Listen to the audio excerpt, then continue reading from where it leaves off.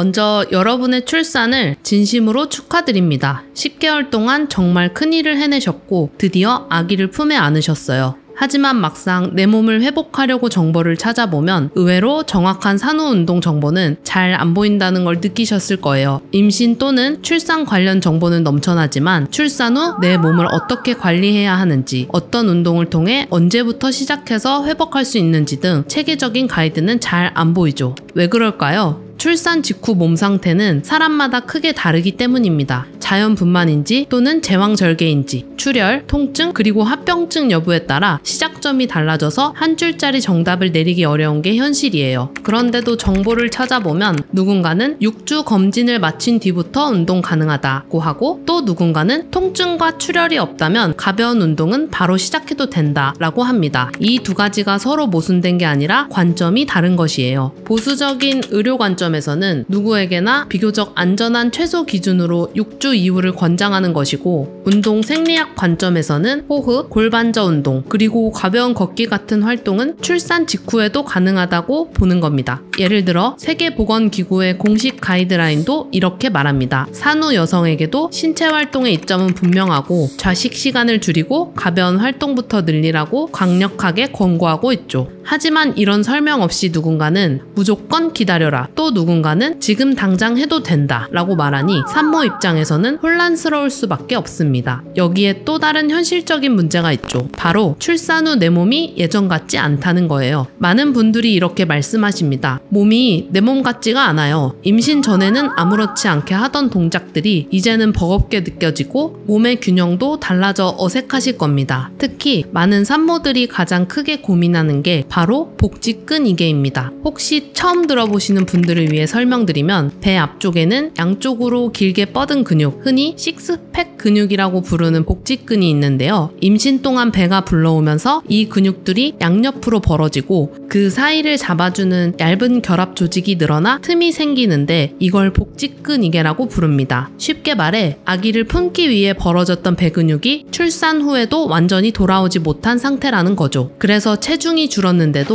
배가 여전히 볼록해 보이거나 힘을 줄 때 배 중앙이 도미노처럼 솟아오르는 도민 형상이 나타나기도 합니다. 복직근 이개는 단순히 미용적인 문제가 아니에요. 상하이 보건센터 연구팀이 진행한 연구를 보시죠. 복직근 이개는 단순히 미용적인 문제가 아니라고 언급하면서 척추의 안정성을 저하시켜 허리 통증을 유발하고 몸통 회전 능력을 방해한다고 하죠. 또 골반저에 추가적인 부담을 주는데 이로 인해 방광과 자궁 같은 장기의 기능이 약해지거나 심한 경우 장기가 밑으로 내려앉는 골반 장기 탈출이 생기기도 합니다. 더 심하면 탈장으로 이어질 수도 있다고 하죠. 그렇다고 가만히 있다고 해결되는 건 아무것도 없습니다. 복직근 이개는 그냥 방치하거나 적절한 운동을 하지 않으면 출산 6주 후 여성의 절반에게도 나타나고 6개월이나 지났는데도 약 40% 남을 수 있다고 합니다. 자연스럽게 완전히 회복되는 경우는 드물고 눈에 띄는 개선을 위해서는 치료나 운동 같은 적극적인 관리가 필요하다고 하죠. 제때 제대로 관리하지 않으면 복직근이 벌어진 상태 때문에 허리 코어 기능에 장기적 손상을 남길 수 있기 때문에 산후 여성에게는 단순히 배 모양을 되돌리는 차원을 넘어서 허리 건강과 2차 질환 예방을 위해서도 출산 직후부터 빠른 개입이 꼭 필요하다고 할 수 있습니다. 문제는 이 상태에서 적절한 관리를 하겠다고 무리해서 윗몸 일으키기나 크런치를 수행하면 벌어진 틈이 더 넓어지고 허리 통증이나 탈장 위험까지 생길 수 있다는 겁니다. 그러니 괜히 운동하다가 더 나빠지면 어떡하지? 하는 걱정은 너무나 당연합니다. 하지만 방치하면 몸은 더 붓고 통증은 생활 속에 자리 잡는 이러지도 저러지도 못하는 상황이 발생하죠. 오늘 여러분의 이런 고민들을 풀어드리려고 합니다. 단순히 열심히 하세요가 아니라 산부인과와 운동 생리학을 근거로 출산 후 어떤 운동이 좋은지, 그리고 단계별로 어떻게 접근하면 좋은지 알려드릴 거예요. 영상을 끝까지 보시면 아, 나도 지금 당장 안전하게 시작할 수 있겠구나 하는 확신을 가지실 수 있을 거예요.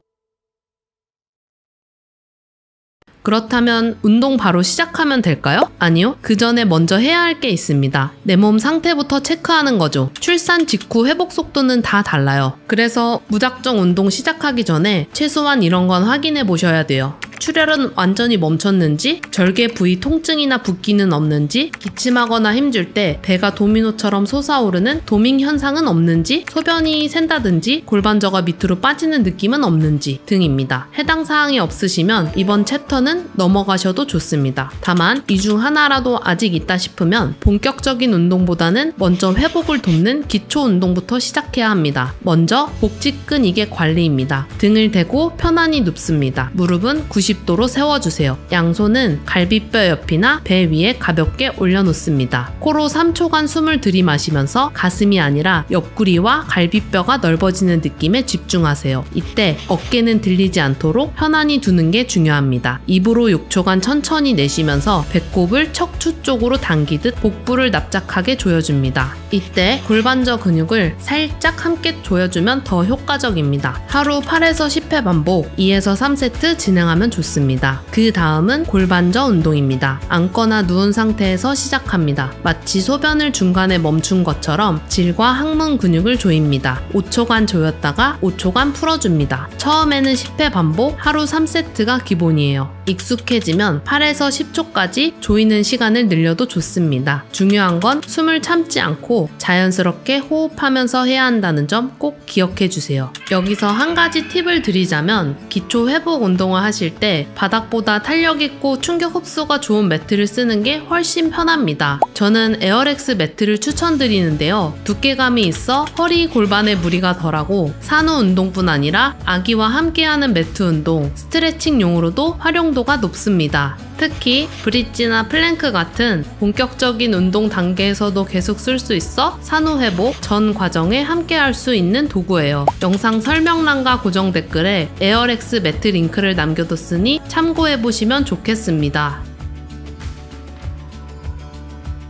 이제 본격적으로 단계별 산후 운동 로드맵을 알려드리겠습니다. 많은 분들이 출산 몇 주 됐으니까 이제 뭘 해야 한다 이렇게 생각하시죠? 하지만 실제로는 주차가 아니라 내 몸이 보내는 신호가 훨씬 더 중요합니다. 단계별 체크리스트를 통과하면 다음 단계로 넘어가는 방식으로 정리해 드릴게요. 출혈이 멈췄는지, 열이 없는지, 절개 부위 통증이나 붓기가 줄었는지 먼저 확인하세요. 기침할 때 배가 도미노처럼 튀어나오는 도밍 현상이 없는지도 체크해 주세요. 그리고 소변이 새는 증상이 줄었는지, 호흡했을 때 갈비뼈가 옆으로 열리고 내쉴 때 배꼽이 납작해지는 감각을 만들 수 있는지도 중요합니다. 이 5가지 조건이 모두 충족됐다면 이제 기초 운동을 시작할 수 있습니다. 이 단계에서의 목표는요, 복부와 엉덩이의 깊은 근육을 깨워주는 것이에요. 운동은 아주 단순합니다. 먼저 드로인 운동. 등을 대고 누운 상태에서 숨을 내쉴 때 배꼽을 척추 쪽으로 당겨주세요. 겉으로는 티가 잘 안 나지만 속근육, 복행근이 깨어납니다. 하루 10번씩 2세트, 주 3에서 4회면 충분해요. 다음은 브릿지 운동이에요. 무릎을 세우고 누운 상태에서 골반을 천천히 들어 올려보세요. 허리와 엉덩이가 동시에 힘을 받는 걸 느낄 수 있습니다. 하루 10회, 2세트, 주 3회 정도 하시면 좋아요. 마지막은 걷기입니다. 집 근처에서 15분만 걸어도 혈액순환이 좋아지고 기분이 한결 가벼워집니다. 걷기는 가능하다면 매일 해주시면 더 좋습니다. 이제 동작 중 허리가 뜨지 않고 배가 볼록해지지 않으며 숨을 참지 않고 자연스럽게 운동할 수 있다면 이번 단계 운동을 진행하실 수 있습니다. 이 단계에서는 복부 압력을 크게 올리지 않고 안정성을 세팅하는 운동이 핵심입니다. 이때 중요한 건 복부 압력이 크게 걸리는 크런치 같은 운동은 피하고 안정성을 강화하는 것이에요. 먼저 힐 슬라이드. 등을 대고 편안히 누운 뒤 무릎은 세워주세요. 숨을 들이마시고 내쉴 때 배꼽을 척추 쪽으로 당기면서 한쪽 발 뒤꿈치를 바닥을 따라 천천히 밀어줍니다. 다리를 완전히 펴지 않고 다시 돌아옵니다. 좌우 10회씩 하루 2세트, 주 3회만 해도 충분합니다. 두 번째는 데드버그. 등을 대고 무릎을 90도로 들어 올리고 양손은 천장을 향해 뻗습니다. 숨을 내쉬면서 한쪽 팔과 반대쪽 다리를 동시에 천천히 바닥 쪽으로 내렸다가 돌아옵니다. 허리가 뜨지 않게 코어를 단단히 조여주는 게 중요합니다. 좌우 교대로 6에서 8회 하루 2세트 주 3회 해보세요. 세 번째는 클램쉘입니다. 옆으로 누워 무릎을 90도로 구부리고 발 뒤꿈치를 붙입니다. 발은 붙인 채 위쪽 무릎만 천천히 열어 올렸다가 닫습니다. 골반이 뒤로 넘어가지 않도록 고정해주세요. 하루 10에서 12회 2세트 주 3회 하시면 됩니다. 마지막은 월 스쿼트. 벽에 등을 붙이고 발은 30cm 정도 앞으로 빼주세요. 무릎을 살짝 굽혀 앉았다가 다시 일어섭니다. 깊게 앉지 않고 30도에서 45도 정도만 내려가는 게 좋아요. 하루 10회 2세트 주 2에서 3회 정도면 충분합니다. 여기에 20-30분 걷기를 매일 병행해 주시면 좋습니다. 단계 1의 운동이 안정적으로 가능해지면 아기를 안고 일상생활을 해도 무리가 없으실 거예요. 허리와 골반 통증이 심해지지 않고 30분 걷기도 편안해지시면 단계 2로 넘어가실 수 있습니다. 이 단계에서는 체력과 코어 기능 회복이 목표입니다. 하지만 여전히 무리하지 말고 안전을 최우선으로 두셔야 합니다. 먼저 무릎 플랭크, 팔꿈치를 어깨 바로 아래 두고 무릎은 바닥에 붙입니다. 머리부터 무릎까지 일직선을 만들고 배꼽을 척추 쪽으로 당기며 코어에 힘을 주세요. 처음엔 10에서 15초 유지, 익숙해지면 30초까지 하루 3세트 주 3회만 해도 좋습니다. 단, 복직근 이개가 심하거나 도밍 현상이 나타나면 즉시 중단하세요. 두 번째는 브릿지 심화 버전입니다. 무릎을 세우고 누운 상태에서 골반을 들어 올려 기본 브릿지를 만듭니다. 여기서 한쪽 다리를 살짝 들어 올려 5초 유지하고 내립니다. 좌우 교대로 8회씩 하루 2세트 주 3회 추천합니다. 세 번째는 월 스쿼트. 1단계에서도 했었죠. 월 스쿼트는 2단계에서도 이어가면 좋습니다. 하루 10에서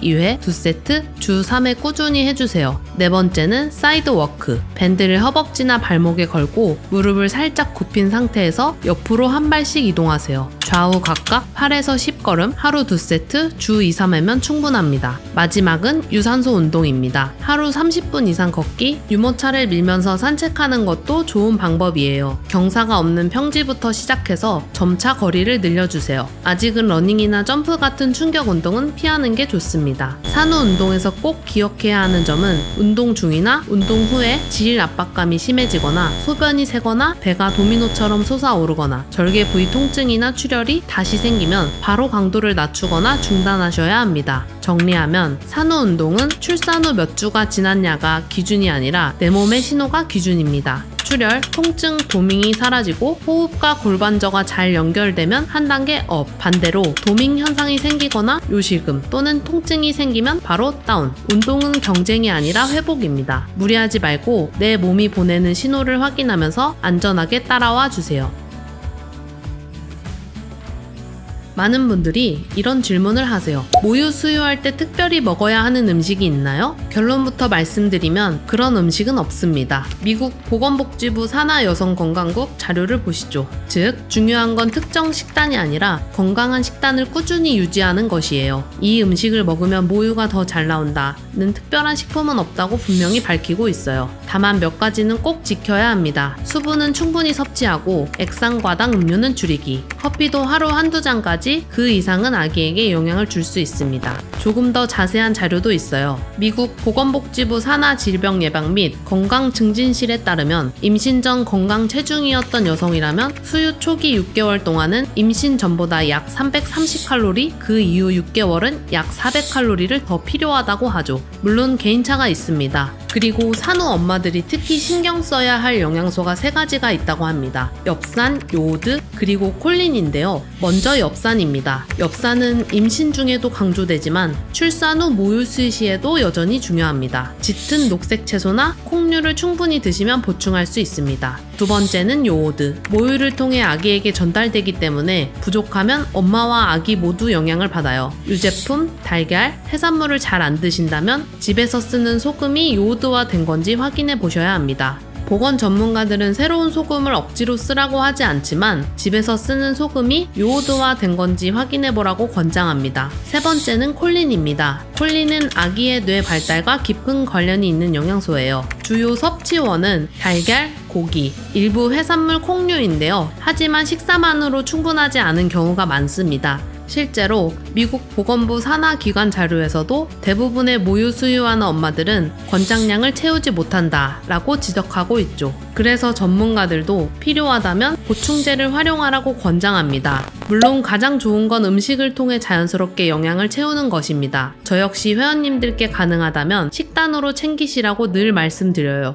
하지만 바쁜 육아와 일상 속에서 모든 영양소를 꼼꼼하게 챙기기는 현실적으로 쉽지 않습니다. 그래서 저는 현실적인 보완책으로 보충제를 추천드리고 싶습니다. 제가 직접 확인한 제품 중에서는 산후 엄마들에게 필요한 주요 성분을 한 번에 챙길 수 있는 차 바이오 그룹의 올인원 플러스 3를 추천드리고, 이미 다른 보충제를 드시고 있어서 콜린만 추가하고 싶으신 분들께는 멜팅미오 이노시톨 콜린 제품을 추천드립니다. 영상 설명란과 고정 댓글에 해당 영양제 링크를 남겨뒀으니 식사만으로 충분하지 않다고 느끼신다면 이 보충제를 활용해 부족한 영양소를 채우는 것도 좋은 방법입니다.